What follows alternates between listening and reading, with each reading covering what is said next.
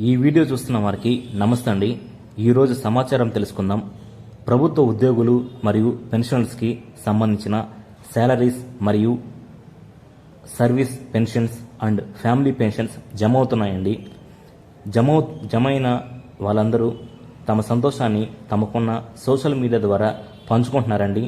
మరికొంతమందికి శాలరీస్ మరియు service pension and family pension జమ కాకపోవడం వల్ల ఆందోళనలో ఉన్నారు. కొంతమందికి వెయిటింగ్ ఫర్ ఫండ్ క్లియరెన్స్ అని చూపించడం జరుగుతుందండి. నగదు జమ కాని వాళ్ళు ఆందోళన చెందాల్సిన అవసరం లేదండి. వాళ్ళకి మెల్లమెల్లగా జమ అవుతాయి. మరో విషయం అండి, నేను ఇటీవల చేసిన ఒక వీడియోని తప్పుగా అర్థం చేస్తున్నారండి కొంతమంది. 99% పీపుల్ మంచి కామెంట్స్ పెట్టారండి. 1% మాత్రం నేను పెట్టిన థంబ్నెయిల్ని తప్పుగా అర్థం చేస్తున్నారు. ఐఆర్ 30% ఇచ్చారని నేను ఎక్కడా చెప్పలేదండి. నా థంబ్నెయిల్లో కూడా నేను ఐఆర్ 30% ఇచ్చేశారు అని నేను ఎక్కడా చెప్పలేదు. మన ఛానల్ ఇన్ఫర్మేషన్ జెన్యూన్గా ఉంటుందండి. నేను చెప్పింది ఐఆర్ 30% ఇస్తే బాగుంటుంది అని చెప్పానండి. ఎందుకంటే 11వ పిఆర్సీని ప్రభుత్వ ఉద్యోగులు పెన్షనర్స్ రివర్స్ పిఆర్సీ అని అంటారు. 11వ పిఆర్సీ వల్ల తమకు నష్టమే కానీ లాభమే లేదని ఎంతోమంది పేర్కొనడం జరిగింది. దాని దృష్ట్యా ఈసారి ఐఆర్ 30% ఇస్తే మంచిదని, ప్రస్తుతం ఉన్న ద్రవ్యోల్బణం మరియు అనేక ఇబ్బందుల మూలంగా ఐఆర్ 30% ఇస్తే ప్రభుత్వ ఉద్యోగులకి మంచి జరుగుతుందన్న ఉద్దేశంతో నేను ప్రభుత్వాన్ని మన ఛానల్ ద్వారా విజ్ఞప్తి చేస్తున్నానండి. అందులో భాగంగా నేను ఐఆర్ 30% అని థంబ్నెయిల్ వీడియోలో పెట్టడం జరిగింది. అంతేగాని ఐఆర్ 30% ఇచ్చారని కొన్ని ఛానల్ లాగా నేను వ్యూస్ కోసం డబ్బుల కోసం చేసింది కాదండి.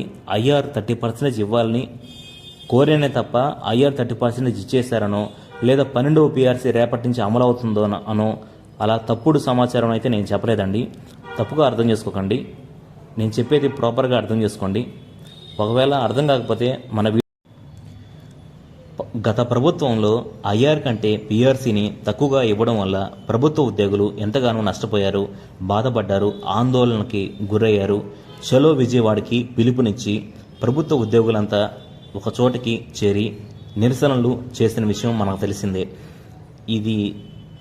దీన్ని దృష్టిలో పెట్టుకొని నేను ఐఆర్ 30% ఇవ్వాలని, గతంలో జరిగిన నష్టం ఈసారి ఈ నష్టాన్ని పూరించాలని ఉద్దేశంతో గతంలో నేను వీడియో చేయడం జరిగిందండి. దాన్ని పాజిటివ్గా అర్థం చేసుకోండి.